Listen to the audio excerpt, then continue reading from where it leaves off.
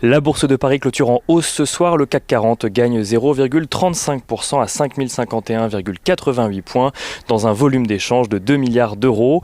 Les investisseurs ont suivi de près les rebondissements sur le plan sanitaire toute la journée.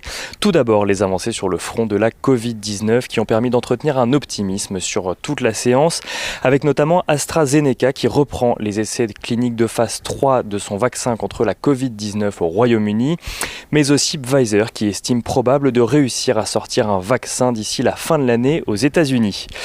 À l'ouverture des marchés américains, le secteur de la santé de part et d'autre de l'Atlantique aura pourtant eu la mauvaise surprise de découvrir un décret signé Donald Trump visant à faire baisser les prix de vente de certains médicaments aux États-Unis en alignant le prix de vente de ceux-ci sur le prix le plus bas recensé dans les grands pays industrialisés.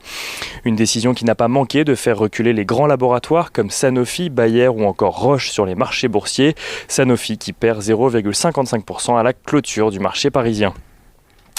Gilead, de son côté, bénéficie de l'offre de rachat qu'elle a présentée sur Immunomedics qui développe un traitement contre le cancer du sein.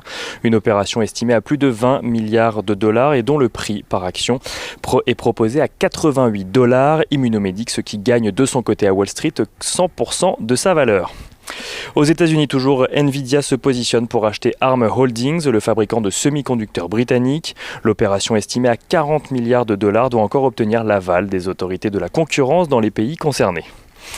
Et aux États-Unis, toujours, ByteDance a rejeté l'offre de Microsoft sur TikTok pour s'associer avec Oracle. Si l'on ne parle pas de vente, le Wall Street Journal dévoile plutôt un partenariat stratégique privilégié qui laisserait la gestion des données personnelles des utilisateurs américains à Oracle, mais sans lui partager sa technologie pour autant.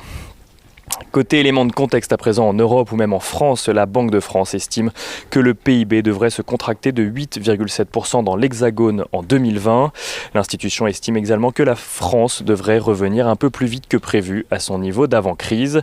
Et en zone euro, la production industrielle continue de progresser en juillet. Elle progresse de 4,1% donc sur le mois de juillet, après les bonds de 12,2% en mai et 9,5% en juin. Et si on regarde ce qui se passe du côté des valeurs à présent, Dassault Aviation gagne 9,13% après avoir vendu 18 avions Rafale à la Grèce sur fond de tension avec la Turquie. Total qui perd de son côté 1,51% à cause du repli des cours du pétrole.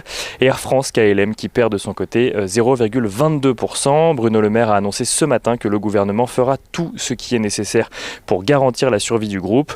Une déclaration qui fait suite à celle du ministre néerlandais des Finances qui estime que l'avionneur pourrait ne pas survivre à la crise actuelle si l'entreprise ne réduit pas suffisamment ses coûts. Air France KLM qui fait part de son côté d'ajustements substantiels déjà réalisés. Demain, pour finir, les investisseurs pourront suivre les nombreuses statistiques tout au long de la séance. Tout d'abord, ils pourront prendre connaissance de la production industrielle et des ventes de détail en Chine pour le mois d'août. L'estimation définitive de l'inflation en France pour le mois d'août également sera communiquée, ainsi que l'indice ZOO du climat économique en Allemagne pour le mois de septembre. La production industrielle en août et l'indice Empire State sur le moral des industriels en septembre sera publié aux États-Unis. Et côté entreprise, on attendra les résultats semestriels de Rothschild & Co, Poxel, JL Events ou encore Fermentalg.